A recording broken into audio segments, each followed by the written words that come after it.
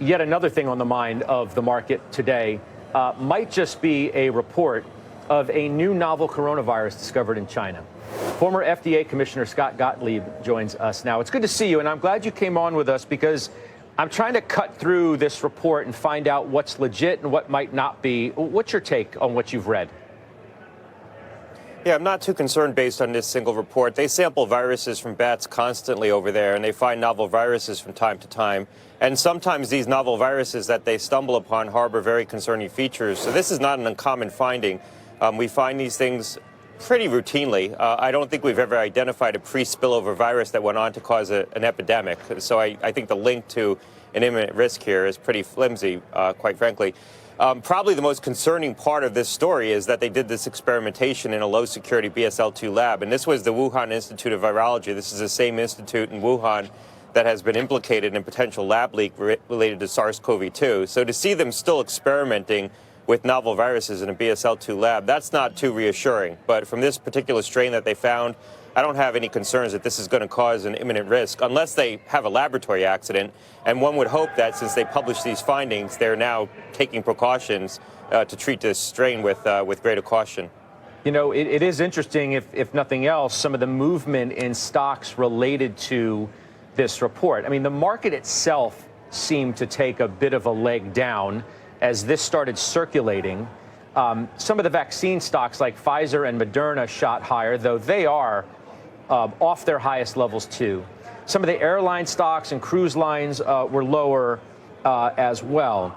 But if nothing else, it does just remind us that these sorts of stories are still out there, the concerns exist, and how ready we are to deal with the next pandemic whenever it is and whatever form it shows up in, I think remains a question for the market.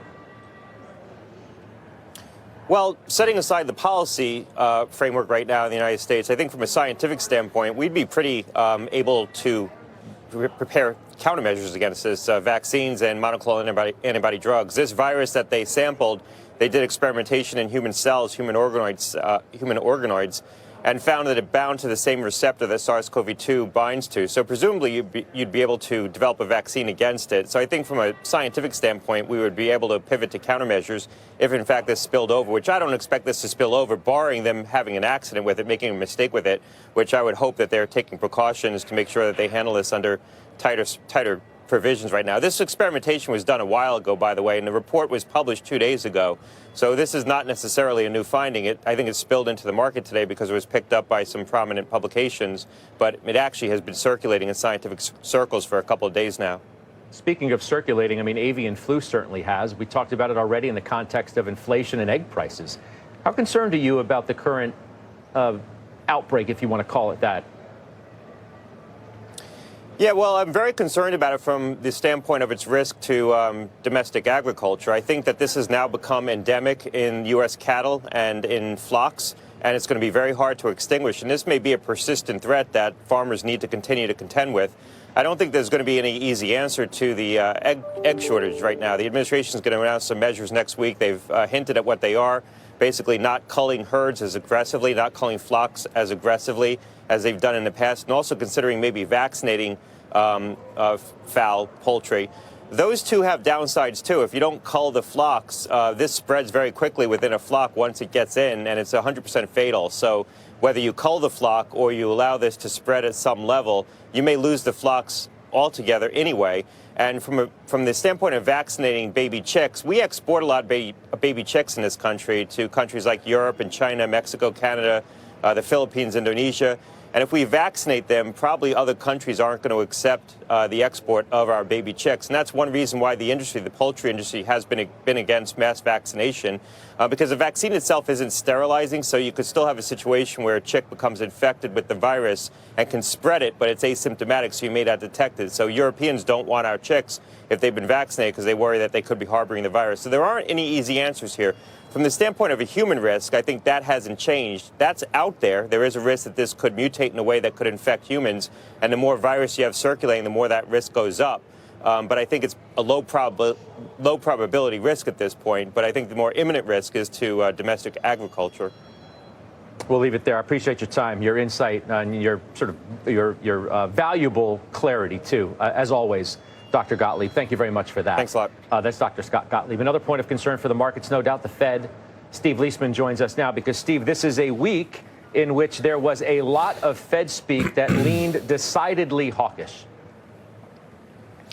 Yeah, if you were hoping for rate cuts this year, you might want to have to take a step back and wait a little longer. I think one is still priced in, but I think the change this week, Scott, was you still have this inflation problem. And by the way, those numbers today in the University of Michigan inflation expectations were not helpful to the Fed.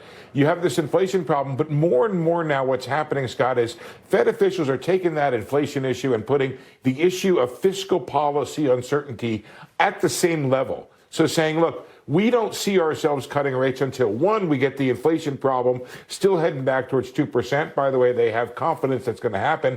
And two, that we ultimately have some clarity on where these fiscal policies are going. Virtually every Fed speaker this week, and there were quite a few, mentioned it. Some a bit more concerned than others, even like Alberto Musalem talking about negative scenarios that could spin out from the certain fiscal policies that are currently under discussion.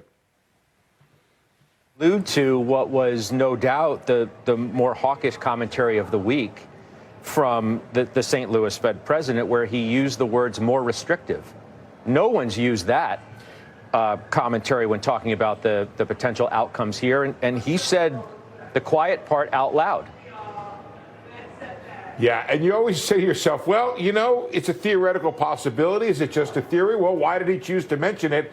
What you just mentioned, Scott, flowed directly from what I had talked about, which was this notion that you have a possibility of immigration policy and tariff policy raising inflation, and you might get a decline in growth. And in that context, he could envision, again, a theoretical construct here, but in that context, you could talk about possibly being more restrictive. Most Fed officials have put forward this idea that, hey, we think we're restrictive now, we're above the neutral rate, so we think we're well positioned for whatever outcome happens without having to raise rates. Alberto Musalem, as you exactly said, Scott, said the quiet part out loud.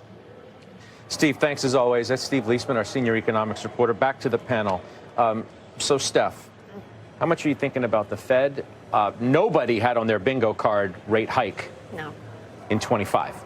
Nobody. But they don't know any more than anybody else about the trajectory of inflation policy. Do they?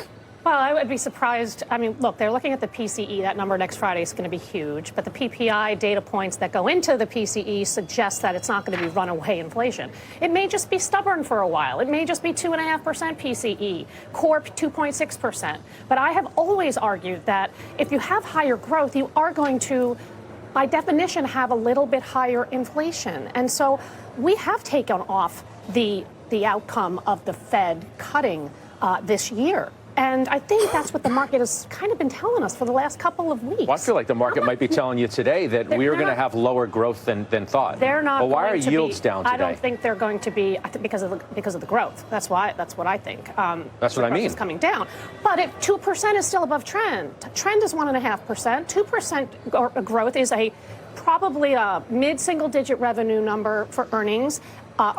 In earnings, and it's probably like upper single digits for earnings overall. I know, but you said that. But you said that this was a pro-growth administration, which many believe that it is. It is. There would be no argument on that. It's not as growthy as what we have been seeing on the fiscal side from the prior administration. I mean, we put in 60% of U.S. GDP in fiscal and monetary policies throughout COVID. We put a ton of money in the system. That is not going to happen this year. But that money that went into the system led to better growth, above much better growth, right? 3.5%.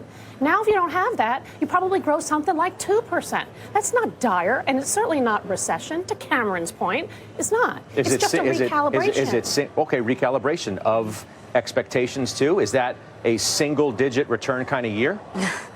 It could be, very much so, just because the best you could get in stocks would be the earnings growth. You don't get the valuation expansion. But we do think that the recalibration part of this cutting cycle for the Fed has been over, simply because there was not enough evidence to suggest that growth was falling off a cliff, that they needed to deliver further cuts, given the fact that even though they say they are restrictive, you have been growing above trend the entire time the neutral rate has been positive. You've had easy financial conditions, which all suggest this wait and hold kind of mentality from the Fed.